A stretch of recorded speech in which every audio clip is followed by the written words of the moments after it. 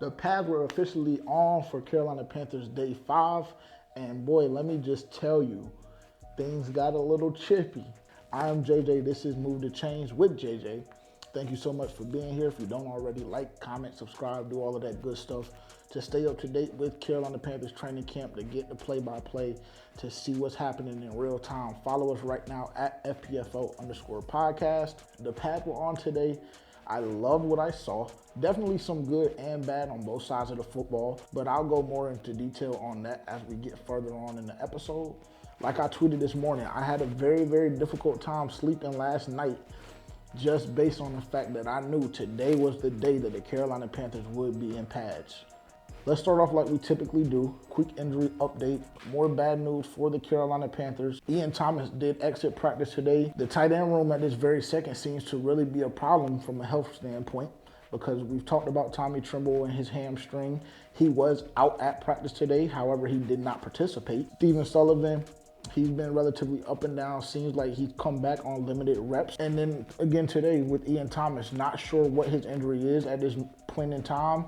Haven't seen an update. I'm not quite sure if Dave Canales touched on it or not in his interview.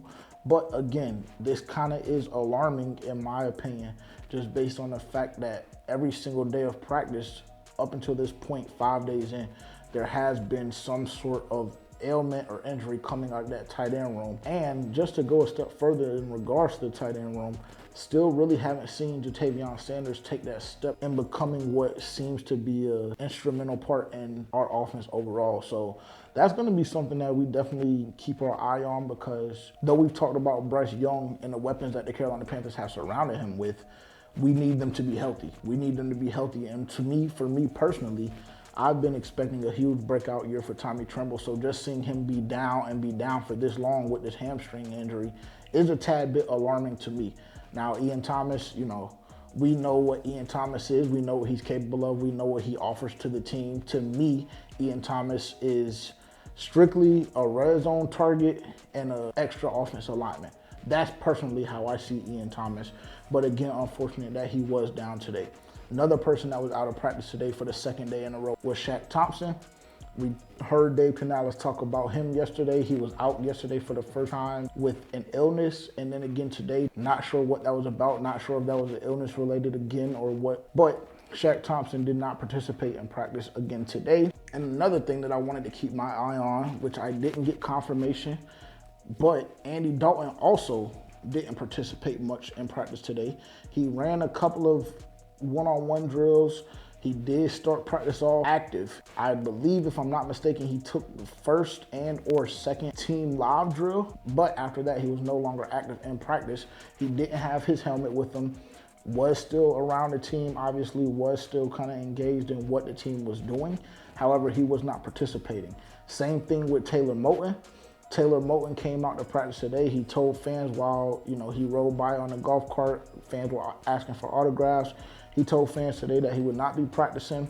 However, he was going to be coaching. So I'm not quite sure if this is just a direct reflection of what we know to be a vet day with guys like Andy Dalton, Taylor Moton, and Shaq Thompson, or if this is really something that we should kind of be skeptical about, because again, there's no real news coming out. So right now, definitely going to be hoping for the best. I'm hoping that this was just a vet day, but a couple of these guys, these are some of the guys that actually did not practice. Other news that broke, I want to say maybe 2 or 3 minutes after the Carolina Panthers started camp day 5, was that running back Rashad Penny had officially been placed on the retired players list.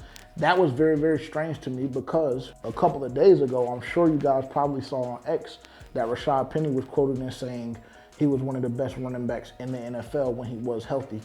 I will state, however, Rashad Penny, while he was at camp, did seem kind of a step behind, for lack of better terms.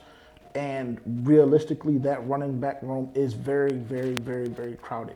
Seeing Raheem Blackshear pop a couple of runs off here and there, as well as what he provides in the special teams game. Mike Boone has had a relatively solid camp. And then, of course, we know towards the top with Miles Sanders and Chuba Hubbard. And then, of course, Jonathan Brooks potentially coming back from injury. But off of that, quick update on him. It seems as though the Carolina Panthers are taking their time with Jonathan Brooks. I got a video of him walking into practice today. He seems a little bit ginger still on that leg. As you can see, he does have that sleeve on it as well.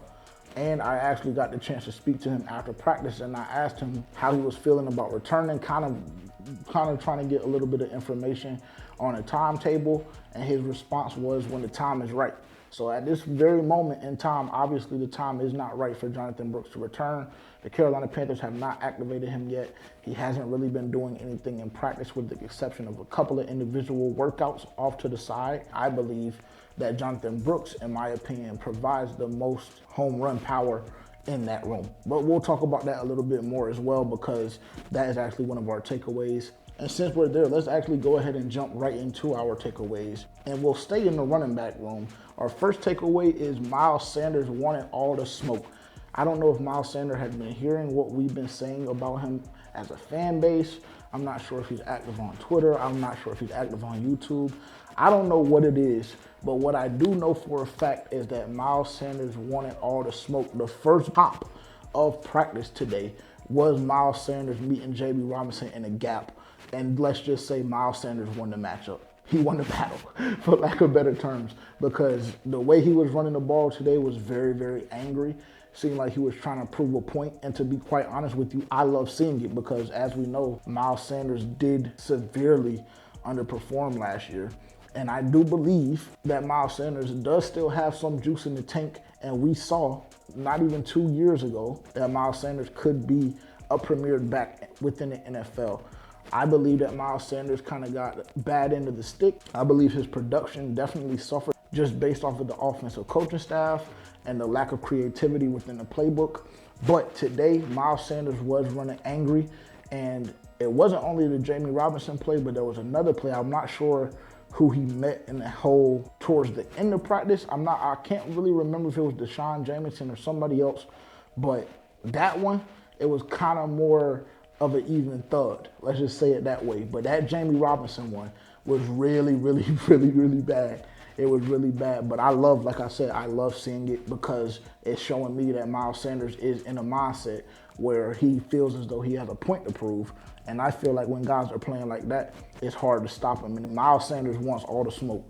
He does. And I don't believe that this is something that's just going to be a one-day thing, because the same way he started practice was the same way he ended practice, because the second collision came at the second to last period of practice. So it's not one of those things where he started off with juice and then he died off. No, the whole practice Miles Sanders was on 10 for sure, and he wanted all that smoke. Now for our second takeaway, do not overreact. If I was hearing this and it wasn't me creating the content, I could see why somebody would overreact. That's why I'm going ahead and prefacing this specific takeaway, because I don't want it to be a jump scare. But Bryce Young still refuses to push the football down the field. Now, I'm sure you guys saw the deep bomb to Deontay Johnson down the sideline during team. On top of that, there was about a 19, 20, 21 yard pass to Jonathan Mingo across the middle of the field.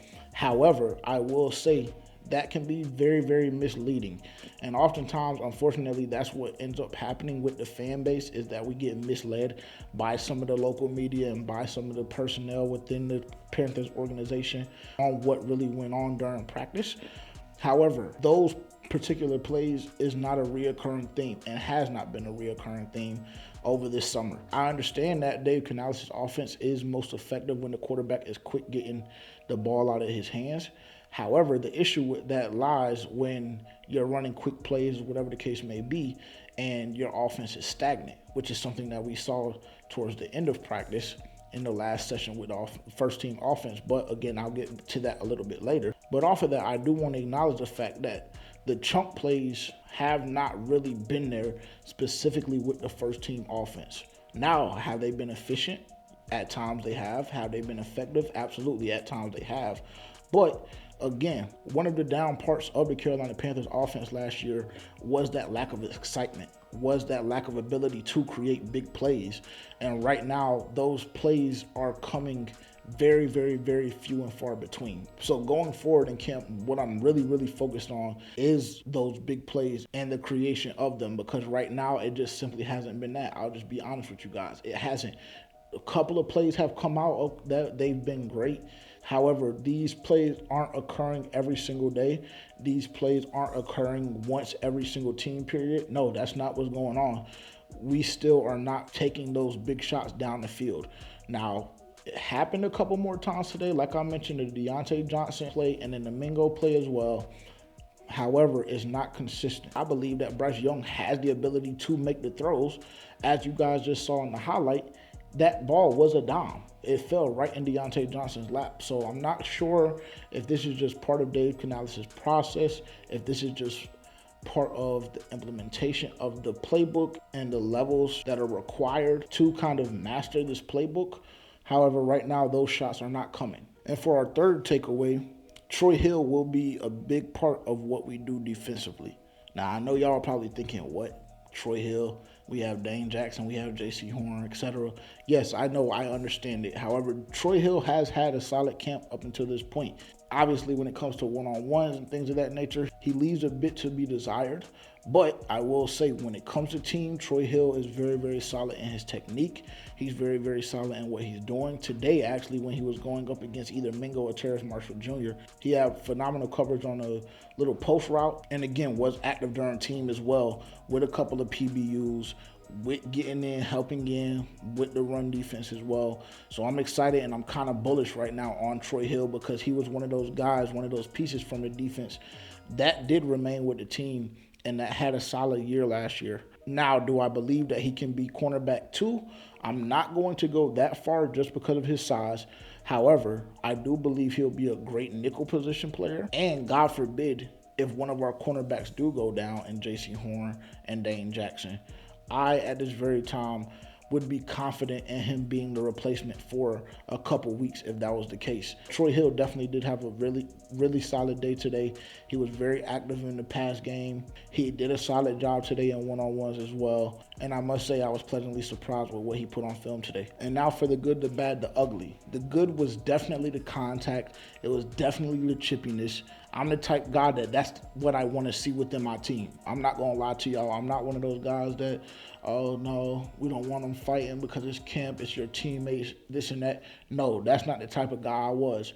Like I've told you guys over the past 2 sessions, things have gotten a little chippy with the words. So to see those guys be able to put those pads on and get them things popping a little bit, I love seeing it. I love seeing it. Like I said, I had a difficult time sleeping last night because I knew what time it was, and I knew that we were going to have a little scrap today. Like you guys saw, after the Jadeveon Clowney hit on Chuba Hubbard, I knew that was going to happen. So I absolutely loved it. That to me was the good.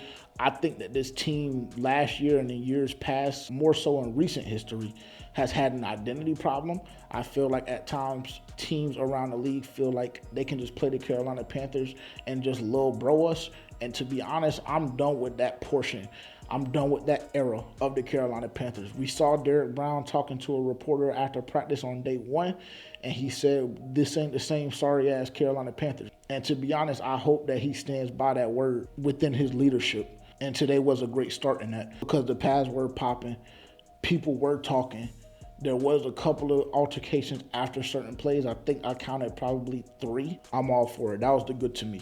The bad, the run game has still been stagnant. Now, I know I talked about the depth within the running back room. However, nobody has really jumped off the field to me in regards to somebody that's the clear-cut running back one. Nobody has really done that for me. I mentioned yesterday that the run game was more prevalent. However, it still lacked that pop. And today it was a lot more of the same. It was more prevalent. They did hand the ball off a little bit more. They did give a couple of different looks from a formation standpoint as well as getting different guys the football. However, the pop just simply wasn't there. And when these type days start stacking, for me, it's a tad bit alarming. I'm not going to overreact to it, but it is something that we have to keep our eyes on because, unfortunately, that's what we saw from the run game last year. A lack of pop ability, a lack of support to Bryce Young, which obviously hindered and hurt his development a bit last season. So, again, not overreacting because I know we have a lot of guys. I know Dave Canales' approach to his offense, and that's run the ball, run the ball, run the ball. But going forward, specifically this weekend, what I want to see is a lot more production from that running back room in terms of pop plays, in terms of positive yardage, because right now there has been a lack of that. and for the ugly. Now, I'll go ahead and jump ahead and tell you guys who won the day. The defense, to me, won the day just simply based off of one session. All throughout practice, things were back and forth, back and forth, back and forth. Great plays being made on both sides of the football. However, the way first-team offense ended practice was atrocious, and that is the ugly. The way first-team offense closed practice out. Had a TFL, had a sack, had a PBU. It was just very, very nasty. So for that reason, defense did win the day to me, and that is why the last possession by the first-team offense was the ugly, because after having such a great practice, after having the pass popping, after us seeing big hits, after us seeing great execution offensively, the way you close is the most important part. And unfortunately, the first team offense did not close well. So that was the ugly for me. As far as our kicking battle goes, for my Harrison Mevis fans, for my thicker kicker fans, Harrison Mevis is back, in my opinion. He went 6 for 6 today. Not quite sure what his long was, about 50 plus, but every single one he drilled, and he looked good doing it. Great way for him to bounce back after 2 tough practices in a row. Like I told you guys before, he missed 2 on Saturday. He missed 1 on Friday. However, great way for him to bounce back today, going 6 for 6. And to me, I was sitting with Rashad from PNP, and we were just having a conversation just about the battle. He said he felt like it was over. He said like he felt like Eddie Pinheiro had it wrapped up. I told him I didn't think so. I'm not 100% confident that Eddie Pinheiro has wrapped it up. Even though Harrison Mevis did have those 2 rough days in a row, I think today he put himself right back in contention to win that kicking job. So, you know, of course, for my kicker guys, for my special team guys, for the ones that actually care about it, wanted to give you guys that update like I have been up until this point. Other than that, I mean, I will say today was a phenomenal practice. I think if I had to give it a rating overall on a scale of 1 to 5, I would probably give today 3.5. I would give today a 3.5. It was a really good practice. The pads were on. There were plays being made on both sides of the ball, and the energy was there. So I would definitely give it a 3.5. Solid practice overall today. The Carolina Panthers go to Clemson on Thursday for FanFest. I personally will not be attending FanFest, so you guys will not get a video from me on Thursday. However, we'll be right back on Saturday, and we'll actually have the full team on Saturday as well. So you guys will get that full production style podcast of the official For Panthers Fans Only with Terrence, with Jadeveon. So I'm excited to have those guys with me for those 2 days. And again, if you haven't already, make sure to like, comment, subscribe, turn that bell notification on so you get notified of every time we upload to the G2S Network. Follow right now at FPFO_podcast. And I will talk to you guys on Saturday. Thank you so much for tuning in. Peace.